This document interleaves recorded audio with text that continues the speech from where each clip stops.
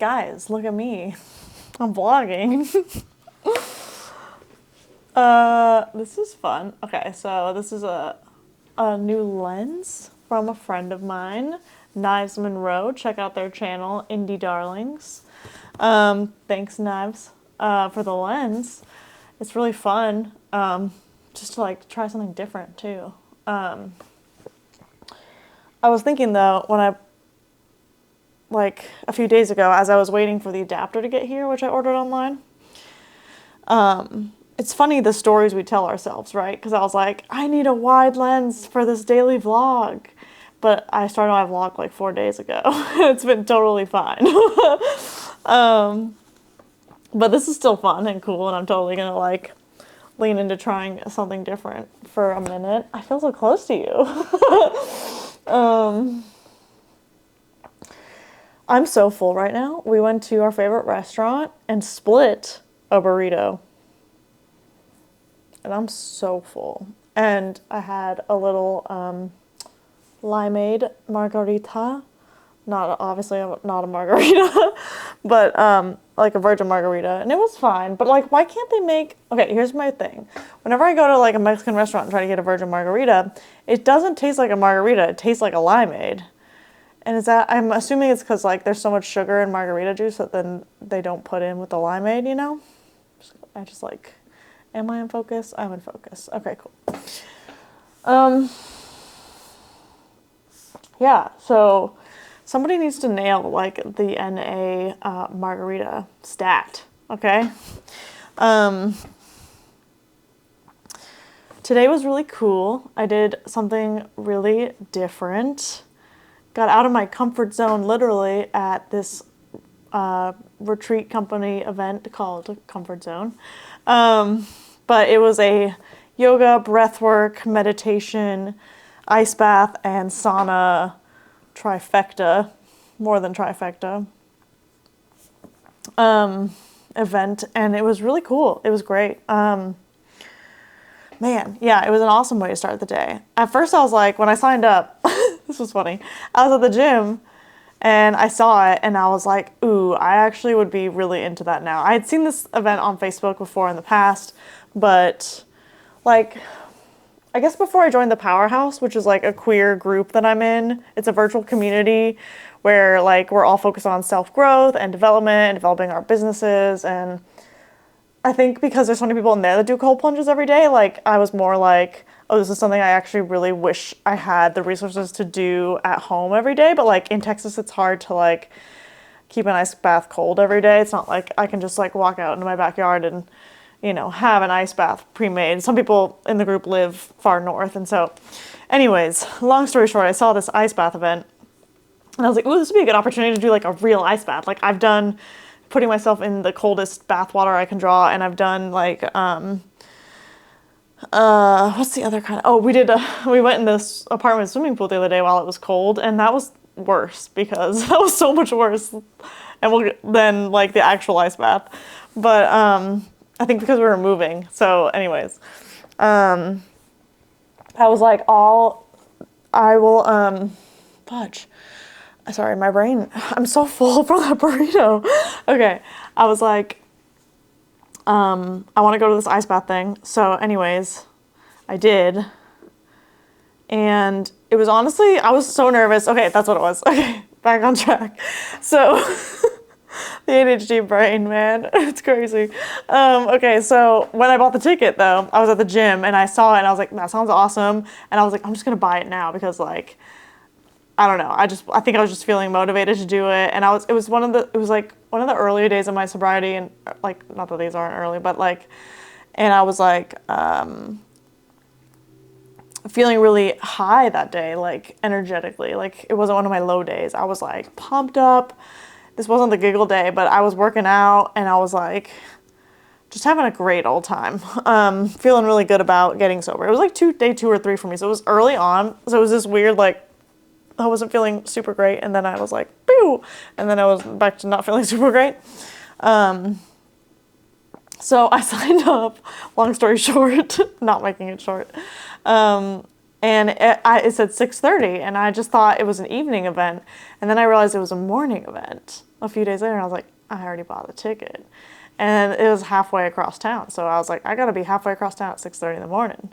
So I got up at like 5 this morning and drove to this place. And I didn't really know anybody there. Like, I knew the facilitator, but not well. Like, I've done like one of her breathwork things before. And it was my first time being in what I call woo-woo or like spiritual community in Austin in a long time.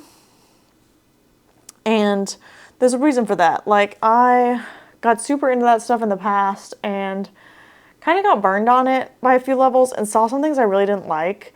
I went to one breathwork. Oh, I was videoing a breathwork thing at one point that I think this guy was a bit of like a mega breathwork guy or whatever, but I really did not like what I was seeing. He was touching women unnecessarily during the breath work, and I can't remember like all the ins and outs, but the wife like didn't really have a voice. It was like a husband-wife duo, but like it was weird. Oh yeah, and the whole thing was centered around finding your soulmate. It was just fucking weird. Anyways, like, I've just had some experiences, and like sometimes the hippie or like spiritual community can feel really like performative, you know, like, I don't know, just doesn't feel authentic to me sometimes, like all the like super duper presence, you know, where they're just like, like all, you know, like all the time. I don't know, it's just can be a lot. Like, I like being present with people, but like it can get yeah, I don't know, it just doesn't feel genuine. So anyways, it was my first time being in that kind of community for a while, and it was really refreshing because I am a different person than I was the last time that I went. Excuse me, pig. Excuse me. Pig. Hey, pig. You want to lay down? Excuse me. Okay, go lay in your bed, you poop. Come here. Come here. All right, have a seat, pig. The pig is here. Pig. Pig held her bladder while we were at dinner. That's amazing. If you don't know the pig, that's amazing. Okay, pig, go lay down. So yeah, I feel like the reason it was really different was because I was showing up different, and I felt like I was able to just like, okay, so it was so multi-layered. Maybe I should just read what I wrote earlier in the day. Fuck it, yeah, I'm just gonna read that because I summed it up real nice in the Powerhouse virtual community. Not a plug, but kind of a plug because they're awesome. Okay. Where did I put that? Friday brags. Okay. So I said, this morning I went to a yoga, breathwork, and cold plunge event that was outside my comfort zone early in the morning, and quite honestly, I was terrified to do a real ice plunge, like legit icicles in that bitch. Yeah, I was actually so nervous. Like, my heart was racing before. I used to not be able to do yoga in groups because I compared myself to others. I can happily say after 10 years of a home practice, I can now be in community in yoga and be at home within myself and my body. So that was the first thing, was feeling like I've done so much yoga with Adrian at this point that like I know my own practice and like what feels good for me, and I'm finally able to just like hold that and like also play and have fun in yoga with other people around, which it used to be all about performing and looking right for me, and there's still like a little bit of that I need to like, you know, practice, but a huge difference. And then I went the deepest I've ever gone in breath work. My hands, chest, and mouth and stuff were tingly in the moments between the cycles. Oh, and the moments in between cycles were ecstatic. So again, just like, I feel like the first time I did breath work, I was like, that's it? Why is everybody like so obsessed with this? But now, I don't know, I trust myself to go deeper, I think, and I push my comfort zone a little bit more, and so It was a really cool experience. And then the cold plunge was fucking cold, was bold as hell. But it wasn't bad at all. I even felt warm in there and supported by Mama Cold. I breathed slow and deep the whole time. So yeah, it was like, I really thought that it was going to be so uncomfortable, and I was so freaked out. Like, and then like everyone else was kind of wearing clothes, and I was in a bathing suit, and me and this other lady were like, did we make a mistake by wearing a bathing suit? But it was fine. And I just like went in. We practiced like deep, slow breathing before. We had like someone there coaching us. So just went in, and yeah, I just breathed really. I really just focused on that, and then like, honestly, my body heated up, which I didn't know this was a thing. And then someone started talking to me about brown fat. And he was saying that there's this thing called brown fat that you develop on your body the more ice plunges you do, and it helps you stay in longer. I don't know if that's true, but anyway, whoa. But yeah, it was honestly like, I was just so proud of myself. I don't know, like I just felt like, and then there was this moment like at the end of yoga. No, at the end of breath work. No, at the end of yoga, I think before breath work. Nope. After the yoga and the breath work, we were laying on our mats. She said, roll over onto your side. And I was on the edge of the yoga room. And like in that moment, I realized I could roll over to the wall or like towards people. And I get pretty shy in like situations like that. So I rolled over towards people. Like I made the choice of like, this feels slightly more uncomfortable, but I also want community and I want to meet people. And like, not that I was going to be like chatting anyone up at that point, but like, I don't know, it just was like this small moment that also felt really cool. So, and then I said in my post, and I can do all of these things without feeling like I need to assimilate into the woo-woo hippy-dippy culture of it all. Nothing wrong with that. It's just not me and feels performative sometimes. So without giving myself away, I can show up queer and badass and wear my Crocs and listen to Taylor Swift the whole way home. I can do it my way. I'm making a home within myself, and I fucking love it here. So yeah, long story short, it was just like, I don't know, I just, man, like the leaps and bounds I've taken in the last 6 months has been crazy. Like not only starting this channel, that's so fun with this lens, yeah. Starting this channel, and then, and also within the Powerhouse, honestly, like I feel like with that accountability, I've just been able to like, it's taught me like to step into virtual community, or like I've learned how to be in virtual community, and now I can step into other virtual communities like TLC, the sobriety one, and like ask for what I need and get support and reach out to people. And it feels easy because I've like learned how to do that in the Powerhouse in this really safe place. And then now I'm stepping out into like IRL community, and it just felt easier. Like I just was like, I'm fucking myself now. That came out wrong, but I'm myself now in a way that I just feel like is like new and so cool and exciting for me. So that's been awesome. And it got me thinking, someone posted in our sobriety channel about, looking for the sobriety channel. Oh my God, there's so many channels. Okay. About discipline. And I was like, it was perfect after today, because that whole thing was, you know, all of those things, cold plunges, breath work, yoga, waking up early, it all came back together to discipline. So like, you know how I was like, why is it 6:30 in the morning? Because resistance. And like, we all hate resistance, and it shows up everywhere. But one of the best ways is not wanting to get out of bed, especially go to something early. Like, who wants to do that? Like, I was like, I'm in a cocoon.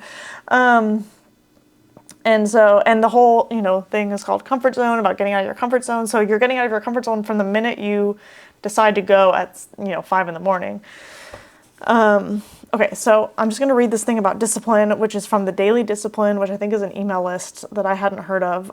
Brian Knight does it. I signed up actually after this post because I loved it.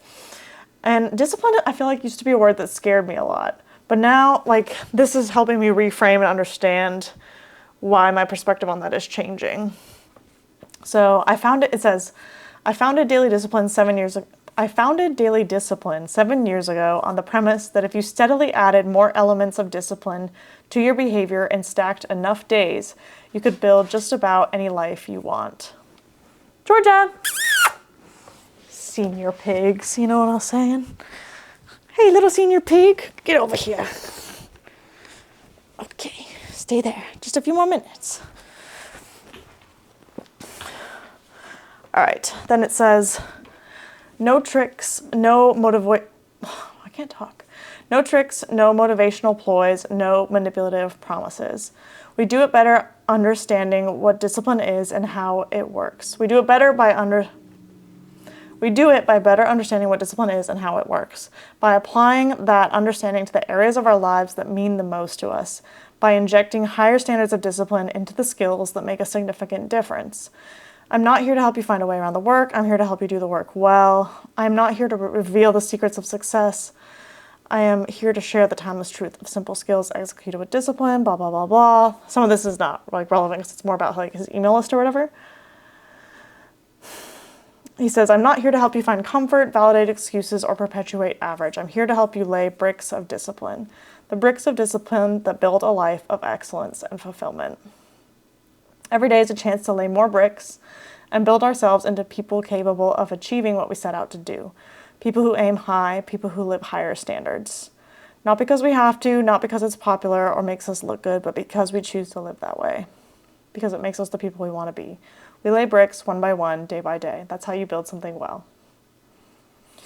So, yeah, and that's what like cold plunges are. That's what journaling every day is, meditation every day, like anything that you do, working out, like all these things that I've really been working on finding consistency with. You know, like I did all of those so that I could go to this thing. And then this thing just expanded like what's possible for me. Like I was like, oh, what would happen if I came to this every Friday? Because it's every Friday. And it's a little far, so I might not, but we'll see. Like it was so fun. And like, I don't know, I just feel like felt so expansive after today and realized that like, you know, learning how to sit in a cold plunge or whatever, you know, it really is about doing these things. Like, I used to think of it more as mental fortitude, and it is like knowing you can kind of get through something like that and breathe and like sit with discomfort. And I think that's also really important and is part of it. But like, yeah, the other part of it is showing up to do it, I guess, like the discipline of going to do it. And so keep stacking your disciplines, habits, keep laying your bricks. Because yeah, like I just felt like invincible after this morning. Like I was like, I can do freaking anything now. And I really believe that's how you build the life you want. So that's my message for the day. I'm exhausted.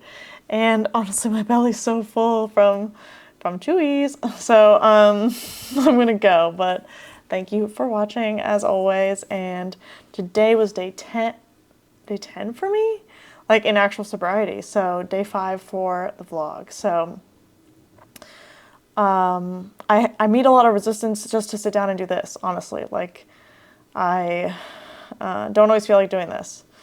So if I can make it 30 days of actually doing this, that will be something. So, all right. Thanks, y'all. Have a good night. You have a good night.